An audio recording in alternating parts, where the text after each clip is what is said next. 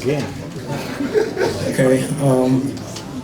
Usually I have gone crazy in the past in post-fight press conferences when I have certain disagreements, but I'm going to try to really keep my emotions in check. First of all, I want to take the positives. Thank Golden Boy, Brett Yormark, Showtime for making this whole event at night possible. This was a dream come true to be able to fight in Brooklyn, just a few miles from where I'm born, in the hospital where I'm born. And tonight's a special night. It was an emotional night for a lot of reasons. Me winning in Brooklyn, also seeing Petey win the world middleweight title right before I came out there, man. I got real emotional in the locker room before I got out there, man. I was so happy for him. I've seen him sacrifice in the gym. We got the same trainer and stuff, and I'm so happy. I know that first world title, man, is just so special, and I know what he's feeling, and I was real happy for him.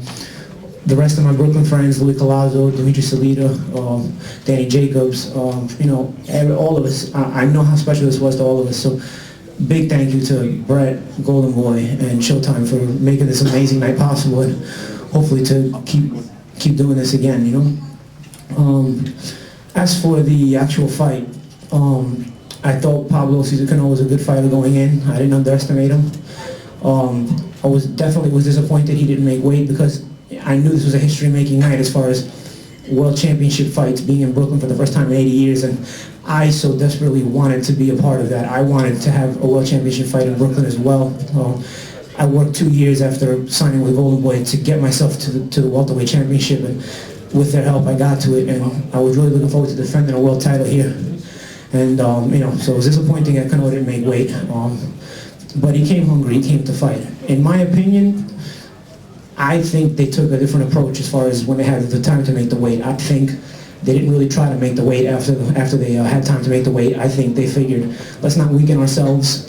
Let's try to get a win over Malignaggi instead, because a win over Malignaggi is still a win over a name, and we don't have a win over a name yet. If we try to make the weight, we may weaken ourselves. So I think they just chalked up the title fight as a loss and said, you know what, forget the title fight, we didn't make weight. Let's just try to get the win over Malignaggi, because he was strong. He's strong. He's a good puncher. I haven't been hit that hard since the Miguel Cotto fight. He was a good puncher. But I gotta say, I have to say, as far as New York, I guess, as far as hometown decisions, nothing could be further from the truth in New York. I thought PD's scorecards were a little too close. Definitely my scorecards were a little too close. I respect Cano, but I don't think the fight was close. I thought I won it pretty easily. The CompuBox box, I think they gave him every body shot, even though most of the whole left hooks to the body landed all on my arms. I think when the guys who press the CompuBox box, anything to the body score is a punch landed. They don't even realize. But when you punch to the head and it's on the gloves, they don't count it. But if you punch to the body and it's on the arms, it gets counted every time. Because I did not get hit with that many power shots. I got hit with a few right hands in a few rounds. He was timing it pretty well on top of my jab at times. Glenn Feldman's scorecard, I just want to make note, he was sitting right in front of Cano's family. And I like Glenn Feldman. I think he's been a pretty good judge, in several other fights, not mine, but several other fights. He's a nice guy. I've met him.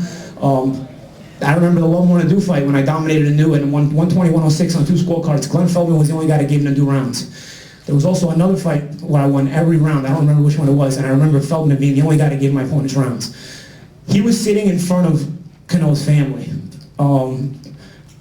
A professional like that is not supposed to be influenced by anybody's family. They were going crazy. I could see them in the corner, because if I looked over Eric Brown, my trainer's shoulder, my eyes would just meet them. It would just they were right behind Eric. So every time I would sit down, Eric would be talking to me. I'd look over his shoulder, and they would be sticking out their tongue, making faces. They were really excited. They were doing their job, cheering for their guy.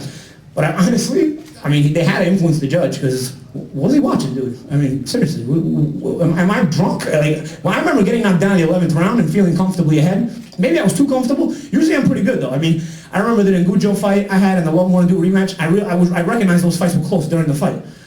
This fight, when I got knocked down, I didn't say, man, this is close. I can't afford this knockdown. I said, man, don't get your ass knocked out. You're comfortably ahead. I can't believe it. You just got your ass dropped. That's what I said. I didn't think the fight was in jeopardy at all, unless, obviously, I get knocked out.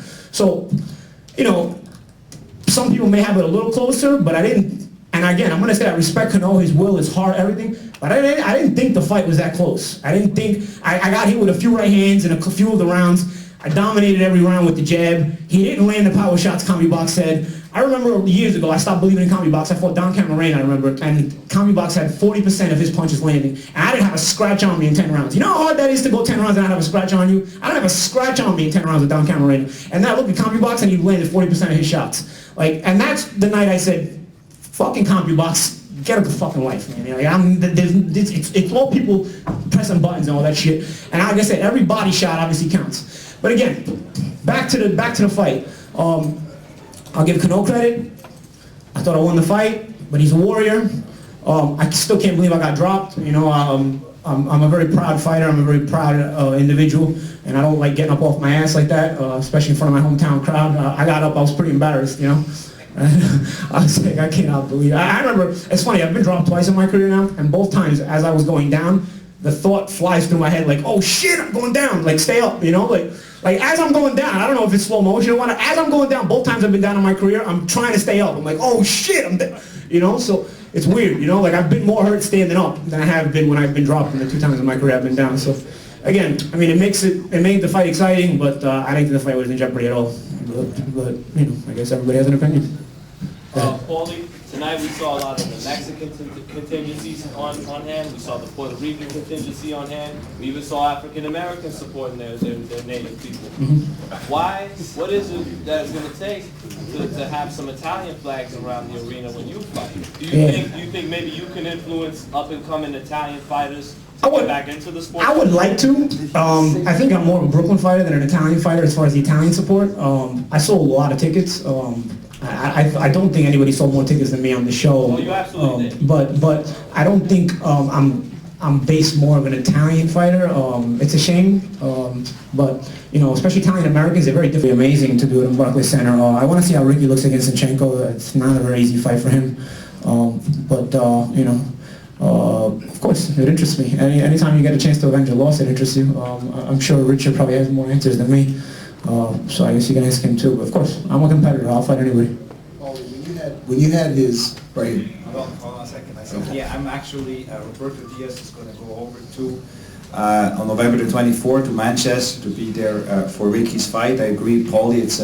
It's a real fight with Zinchenko, but that's what Ricky wanted. He didn't want to fight just a tune-up opponent. He really wanted. What were your thoughts about the eye, targeting the eye, and I'm a jabber all the time, so I figured the jab would keep opening the eye. I thought it did. I mean, I could see the bone. I mean, that was a bad cut, dude. I mean, I literally could see the bone when it was like gruesome. And you know, Steve Smoker's not a ref that stops fights, and I think a lot of that had to do with what you wrote, that you kept saying, Steve Smoker stopped the Zinchenko fight, and he never stops fights. And I think Smoker Steve might have took offense to that, and he's like, you know what, I'm not stopping this fight. And man, but you know, I think you know, I get a good laugh out of it now, man. But during the fight, I was mad at you, man.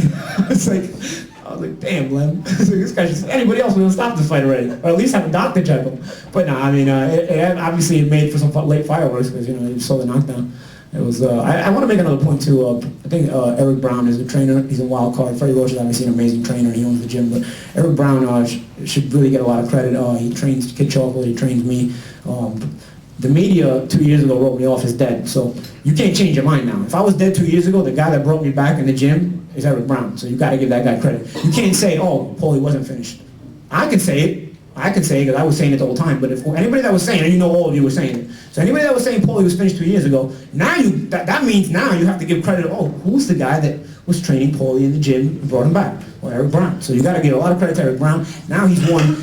He took a fighter to another world championship in Kid Chocolate. I think when people make their votes for the trainer of the year, I think Eric Brown should get some strong consideration. He's flown under the radar for a lot of years. But Eric is an amazing trainer. Take it from me. He works me hard. We work on a lot of technique, a lot of different stuff. And I think he's just going to continue to be seen more in the public eye.